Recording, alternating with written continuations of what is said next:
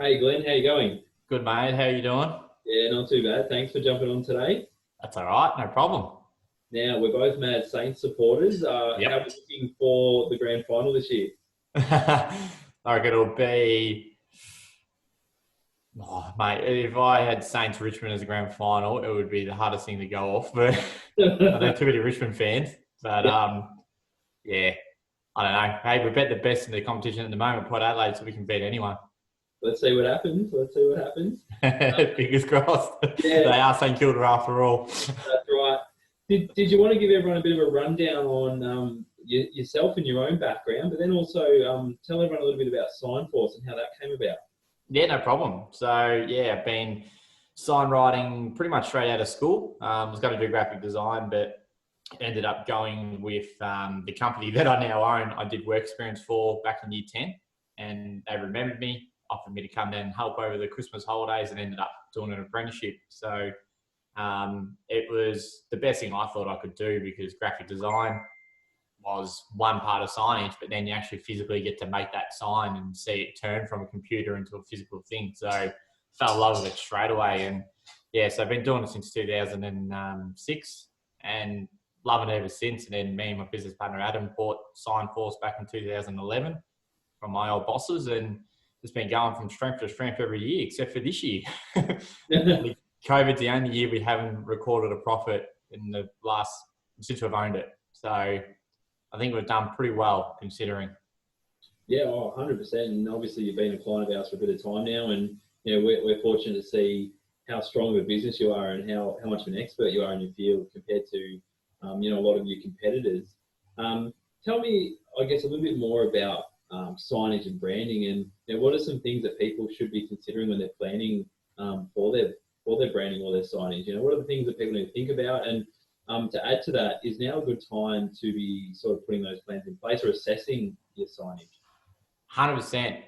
And to even be a preacher of what he actually does, we've done the same thing. We've decided to rebrand and take this sort of shutdown period as a relook at our own business, and what it's done, it's just rejuvenated our business. Like the existing clientele we've got, it's just reconnected with them, and it's brought on new business already in such a difficult situation that we're all in. So by rebranding and all that stuff, it sort of gets you to assess your own business from a visual point of view and what everyone else sees as your business. And it's a good exercise for your staff to get involved in, to also, they share a passion in it in some way as well. But I think all in all, it just helps to get your business back out there and showing that, hey, we haven't gone away for all this. Here we are, bigger and better.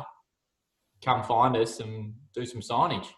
Yeah, no, 100%. And no, I mean, we're obviously big on the digital realm and the virtual screen side of things, but Yeah, physical side of branding your signage and your building and stuff like that, that's so important. And obviously we recently did a project for Modern Visual with you as well. mm-hmm. To do Yep. some additional things to our office while we're shut down for when we do reopen. What are the key sort of things that you think are important for a building when you're doing your signage? And tell us a little bit about what types of signage are pretty predominant these days or recommended. Look, for buildings and all the rest of it, you just need to stand out. Like especially if you talk just in Main Street here in Somerville, there's about four pizza shops, fish and chip shops, all the rest of it. So the only thing that's going to make you stand out from a customer that hasn't eaten your, just say for instance, pizza, is your signage. People are going to judge you on how well it looks, professional, clean, sophisticated, like all these type of things. You might not appeal to everyone because everyone's got different tastes and likes, but you need to come across that you know what you're doing, and signage is the best way to do that. So if your sign's tired and run down and all the rest of it, but you're busy, you obviously got a good product and you've got the word of name and all that out, and you might not need the rebrand.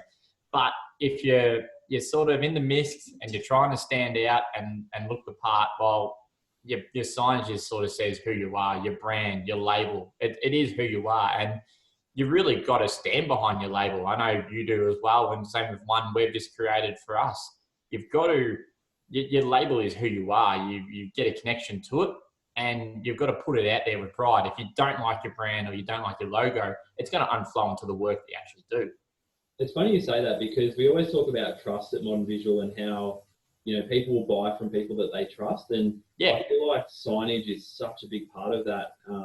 And it's quite funny as well. I think I mentioned it to you. We're on a main road there in our area. And since having the signage done by your company a little bit of time back, I've noticed a lot of my friends from high school and stuff like that are noticing the signage and they're driving past and they're commenting. And it's almost like we're seen as like another notch up in our professionalism yep, and our stature as a business simply because we added some new signage to our building. It's absolutely exactly. amazing how it can have that effect and build that trust. Yeah, and touch on what you said before, and I sort of didn't answer, but it relates to what you just said then, is you got different types of signs. You can do basic, just a normal sign on a bit of tin, a bit of metal and put it up there. And you can go extravagant and do 3D LED lit letters, backlit like what you've done, and ours are just internally lit. It doesn't really matter what you do, but obviously the more bells and whistles you put to it, surely is going to reach a broader sort of net, casting out there to capture in customers and all that. So if you're not lit up at night, well, then you're missing out on maybe 50% of clientele that's driving past you on a main road because they can't see you. Yep.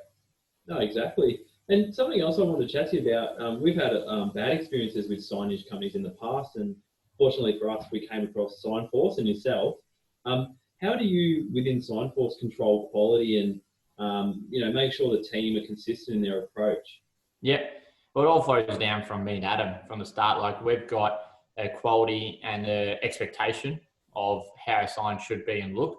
And it's just that constant, like, making sure the boys understand that quality and work to that quality. And one thing that we do that we know some other signers don't know is we go from the initial, whether it's design phase or meeting you and quoting you, right to the end of installation and finishing off. A lot of people will get other installers to do their stuff, and that's where you could get a breakdown in quality and pretty much service as well. So we're very much of a service base where we like to provide the full service for someone if they came to us, so they 100% understand that they know what they're getting, that they like what they're getting, and then afterwards, if there is any sort of communication that needs to happen, it will get continued support from there. Perfect. No, that sounds good. Just sort of like a finisher offer, what's some tips you would have just in general for business for people at the moment, obviously in Victoria predominantly going through COVID-19 and, what I think like our attitudes are obviously a big part of it, but how are you staying positive and, what have you done that's quite smart to get through this tough time that we're all going through, and what tips would you give to other business owners that might not be getting through this as best as they'd like? Look, as I was sort of discussing the other day, you just got to not look at the negatives. I learned early on in business just to not stress about what you can't control. And I was hugely stressed when we first took over this business. Like, I wasn't sleeping at night.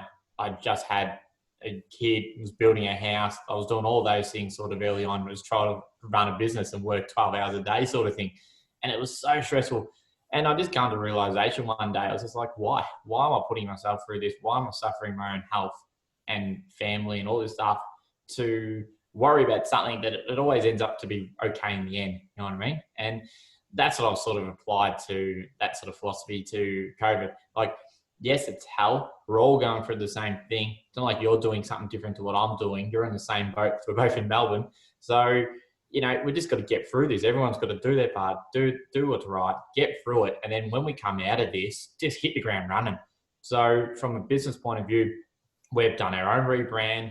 We've put ourselves out there, and then we've been marketing with you on the back end. So everything ties in at once. So when we were meant to be released last week, but not happening, I mean, week coming, but now it's going to be the 28th. So when we hit this say October, website's all intact. Our vehicles are all done. Our front factory is done. Social media is pumping, and we're just promoting ourselves. And if you fail from that point of view, geez, there's not much more you could have done, I believe. Oh, exactly. I think the key message from what you're saying is, you give it your all. You can't give it more than that. Nah. And that's going to put you in the best seat of the house to succeed. If you haven't, then you haven't given yourself the chance to even succeed at all. Yeah, and to be honest, like, for some people that I go meet for the first time, they're running a business and they seem like not 100% about themselves and what they're doing. And like, I'm out there quoting signage for the business, like, but signs are normally the last thing some people think of. And so it's very real by then. And I'm saying to a lot of people, I said, I see a lot of businesses start up and I see a lot of businesses fail. If you just try and you keep trying, you will not fail. How people fail is they just don't try. They just give up. If you don't do that, you'll be fine. And I would like to believe it helps people and all the rest of it with it. But it was a philosophy I had. Like I said, early on, I was doing so much of my life, and I just said to my business partner to give him a bit of confidence in me. I said, mate, I'm not going to stop trying. We're just going to see this thing through regardless how it takes us. And it's like anything in life. I think success is about to trying, push yourself and see where you can take yourself. But if anyone can take some light out of all this, it's been a good chance to sort of look at yourself, hopefully. But just remain positive. You can't change the news. You can't change the media. You can't change COVID. So learn to deal with it and change what you can change yourself, but change it for the right things. No, that's perfect, mate. I mean, my parents went through a bankruptcy in the late 80s when, that recession hit back then. And I think it's fair to say I had a fantastic childhood. Yep. We recovered, life went on. And the same thing's going to happen this time around with COVID. It's obviously difficult or challenging at the moment, but it's temporary. It's not a life prison sentence. That's right. COVID, the recession, it's all sort of coming to play right now. The biggest thing is don't get ahead of yourself. Don't do more than what you can't do at the moment. Like if you're just getting by, just making enough money to pay the bills and live, well, so be it, as long as you're keeping your head above water. But don't go out and buy all this unnecessary stuff that you don't need just for the sake of doing it. Like make educated decisions and then translate that into education productions and you should be okay. Like there's no handbook to all this. I've never owned a business for a recession, neither of you. Our parents have been for a recession. My business partner Adam worked for a recession and he got to keep his job. But like he said to my boys, our staff we've got at the moment, he said, guys, my boss pulled us in. They went from 16 down to 5 in the last recession. I got to keep my job because I did the 1%. As I stayed after work, I worked hard. I committed myself to the business. So even from a staff point of view, if anyone's watching this and you work for someone else, commit yourself to the business to guarantee you've got a job at the end of the day.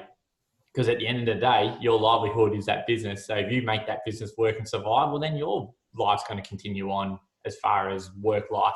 And then that provides money for your family or partner or whatever you're doing in life. So yeah, it's going to be a challenging time, but everyone's just got to take the challenge up. That's what you got to do. Take it up. 100%. Mate, your energy is infectious and I appreciate the chat today. Hopefully everyone got a lot out of that. So again, thank you, mate. Love working with you and same back. Keep going with it and go the Saints. Yeah, go Saints. We'll beat West Coast this week. We're up for it. Thanks, mate. We'll talk soon. No worries, buddy. See ya.